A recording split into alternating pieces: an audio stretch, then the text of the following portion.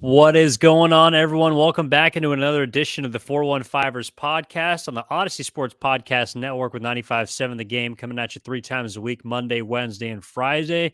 Marc, Grandi, Evan Giddings with you. As always, Marc, my man, how are you? I'm doing well, Evan. Happy Fridays. We get ready for the final regular season weekend of the year. Should be a lot of fun, gearing up for a postseason run for the 49ers. Fingers crossed there, but looking forward to this final week of the regular season. How are you? I'm doing pretty well, man. Yeah, no, it's a good, solid end of the week, a chance to end the regular season on a high note for the 49ers.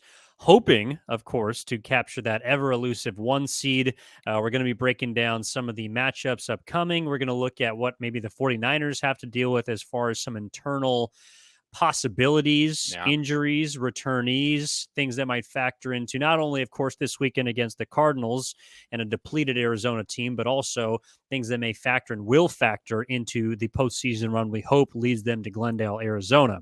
But first, of course, we got to start with the big news around the NFL markets. We kind of talked about in the last episode as far as the NFL feeling like even though it's the last week and things are still going on, things have sort of shut down while everyone has waited for the hopeful news about Damar Hamlin. And it feels like we did get some of that today. And recording this Thursday night, everyone hearing it on Friday. Hopefully, there's better news between now and the time that this episode is released. But Yeah. he is aware. It appears there's not any brain issues as he isn't speaking, but remarkable progress was the quote that was thrown out multiple times today by ESPN and all the coverages surrounding Hamlin. So that is good news, Marc. And as we said, thoughts and prayers to the family, continued speedy recovery for Damar Hamlin. But the NFL, that is, has come to a conclusion about the Bills and Bengals game. They will not be making it up. So, of course, Marc, that presents a litany of scenarios now for the AFC specifically. Yeah, it really does. I mean, you look at the standings right now in the AFC, and Kansas City has 13 wins, Buffalo has 12 wins, Cincinnati has 11 wins. So if you were going to replay that game between Buffalo and Cincinnati or finish it out, all three teams would still technically have a chance to be the 1 seed. So with the NFL deciding not to play that game, which I think we can agree, while it's an unfortunate situation, it probably is the right decision because there's just no easy way to get the game in. But Yeah. because of the nature of how these three teams are and how good they are and how close they are in the standings, it does make a little bit of a competitive disadvantage for both the Bills and the Bengals. So, what the NFL is doing, Evan, to kind of combat that competitive disadvantage and perhaps an advantage for the Kansas City Chiefs, they are saying that the AFC Championship game will be played at a neutral site if the participating teams played an unequal number of games and both could have been the number 1 seed and hosted the game had all AFC clubs played a full 17 game regular season. Those circumstances involve Buffalo or Cincinnati qualifying for the game as a road team.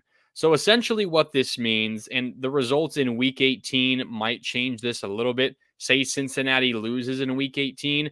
That means even if they would have beaten the Bills in the game that isn't going to get played, they still would not have had a chance at the 1 seed. But let's just say for a second, assume the Bills and the Bengals win in week 18. What that means is if Buffalo or Cincinnati advances all the way to the AFC Championship game to meet Kansas City, that game would be played at a neutral site because the NFL has deemed it's a little unfair that the Chiefs weren't necessarily given the 1 seed, but didn't 100% earn it because both the Bengals and the Bills still had an opportunity to be that number 1 seed overall. So again, week 18 results can kind of change the exact ways that this does happen, but just for the sake of sanity and to keep it simple, assume that the Bengals or the Bills make the AFC title game and they play the Chiefs, that game would be in a neutral site. We don't know what that site is. The NFL is probably going through that right now. My best guess is probably Indianapolis. It's somewhere in the middle of all of these teams, and it's inside in January. It's a dome stadium. That's my best guess. We will see on that. But that is what the NFL has decided on, Evan. It's an unfortunate situation, but I think the NFL has probably made the best decision they possibly could. Yeah, it's not often we give the NFL a whole lot of credit, but I think considering the situation and how badly they managed it at first, I feel Yeah. like they've done a pretty good job at covering their tracks when it comes to trying to figure out a way to help both the Bills and the Bengals not be at too much of a competitive disadvantage with likely the Kansas City Chiefs. So, those three teams are all the teams that have a viable or did have a viable shot for the one seed in the Yep. AFC, and it feels like they've come to a conclusion on that. So, that kind of takes us to what we want to talk about next, as far as playoff situations, games, things that we should be focusing on, Mark. And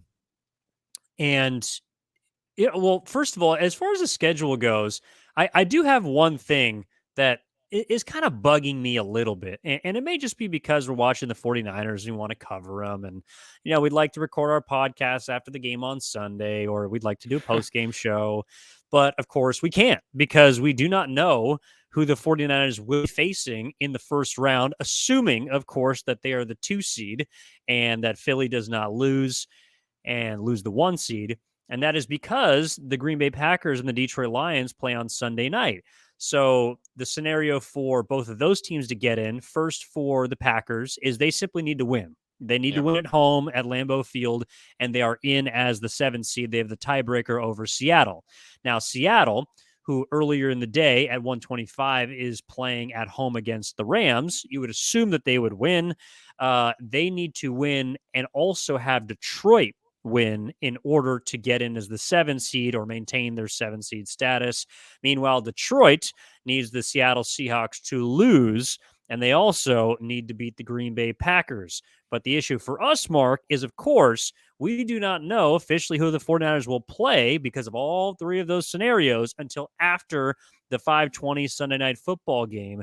I would like to make a motion that this game, in all future situations, be played on Saturday. And if there is a end-all, be-all football game to get into the playoffs, which there is on the schedule, that should be the final game that is played on the game's final weekend, the season's final weekend, because the Titans and the Jaguars are playing on Saturday, Mark. I don't care who the AFC South winner is going to be as much as their fan bases do.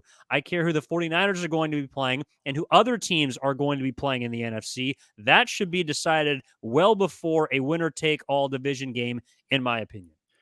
Well, I will say, I think you're right that the way it plays out, the Niners will not know their opponent until after the Sunday night game, Lions-Packers. The game There was is, though, flexed, by the way. The game was it flexed to it Sunday was. night. NFL purposefully did this, which is a little unfortunate, but it is what it is. However, Evan, there is one scenario in which the Niners know who they're playing. Actually, Well, hold on. There are 2 yeah, scenarios in which the yes, Niners know who they're playing or who they're not playing this is true. before Sunday Night Football kicks off. One is the Vikings beat the Bears. Spoiler alert, they will. Nathan Peterman is starting at quarterback for the Bears, so that's a win for the Vikings. You'd And certainly then hope so. David Blau and the Cardinals upset the 49ers. That would push the Niners down to the 3 seed.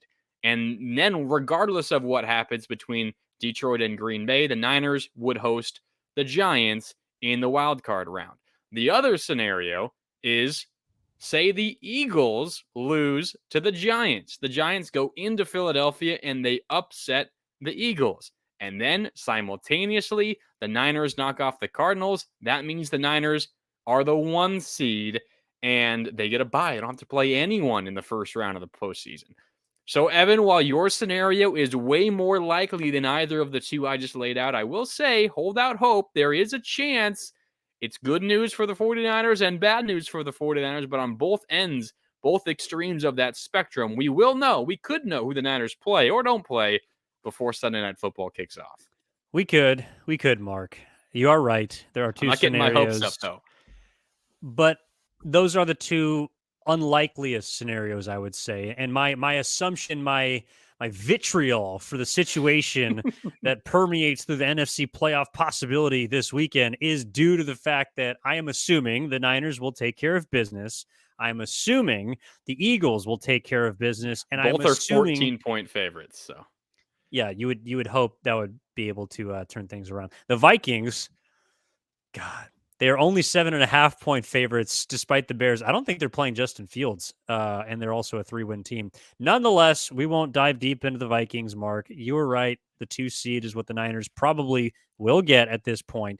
But I'm not jinxing myself. Not yet. but this is the assumption that I have, which is why I'm pissed off that I won't know who the 49ers are going to play a week from Sunday, most likely, until about 8:30 at night or 11:30 Eastern for those, East Coast 49ers fans that seem to be traveling wherever the 49ers go. So I Yeah. just feel like it's a little unfair to me, Mark. I'm gonna get selfish in this situation. I'm also gonna get selfish for every East Coast 49er fan out there at this point.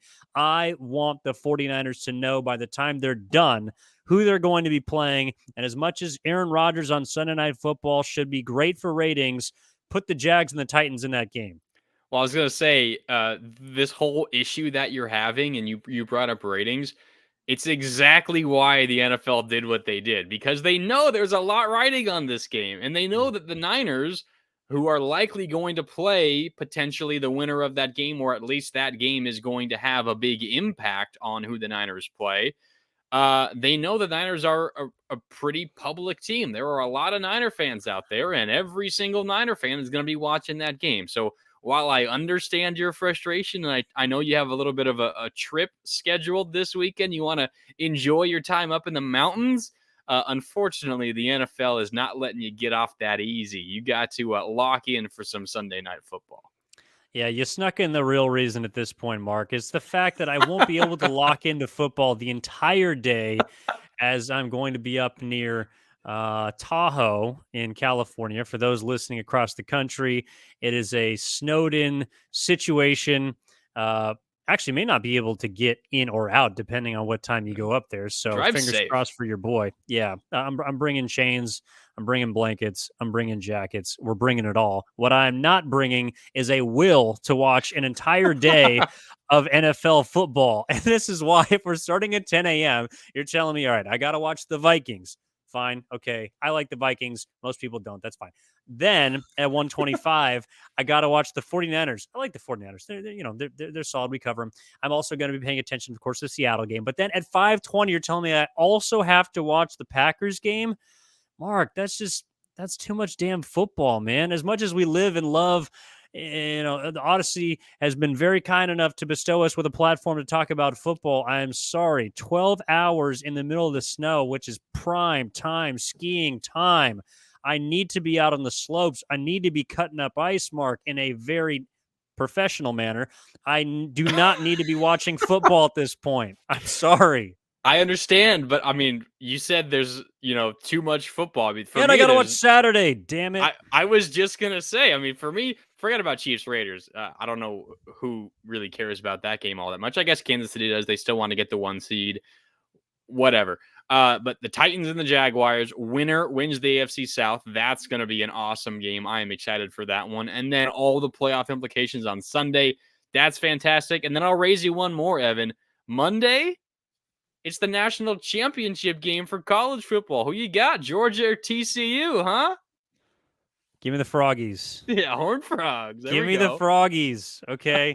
Give me the Froggies. They're a team that has stood the test of Michigan. There's a team that has stood the test of everyone that they have faced thus far. You're just and saying Georgia that because it's Sonny should have Dykes. lost to Ohio State. They should have already been bounced. It should be CJ Stroud and Max Duggan, and instead it is going to be the Red Rifle 2.0. I'm talking about Andy Dalton down to Max Duggan, taking down the big bad Bulldogs, that number one defense of the last 2 years. Throw it out, Mark. Sonny Dykes leading the TCU Horned Frogs to a national title game appearance is the closest the Cal Golden Bears will come to a title ever. You have gotten me so close to swearing on this podcast for the first time. I think we're technically allowed to do it, but I do not want to. I don't want to stoop down to the Oregon Ducks level of trying Hey, to bring us into the mud, of trying to bring us into the pond. And instead, I'm going to be rooting for my guy, Sonny Dykes, a former Golden Bear, and will live vicariously through him when he thrashes Georgia. yeah, Wow. on the backs of that epic bear raid offense he's got going down there for the Horned Frogs. I'm Yeah, rooting he's for him got too. those boys scoring, Mark. I'll tell you I'm what. with you. I'm rooting for TCU for sure. Come on, pull off the Yeah. upset. I dare you. They're going to try. I couldn't tell you 3 people on their team, but that's besides the point.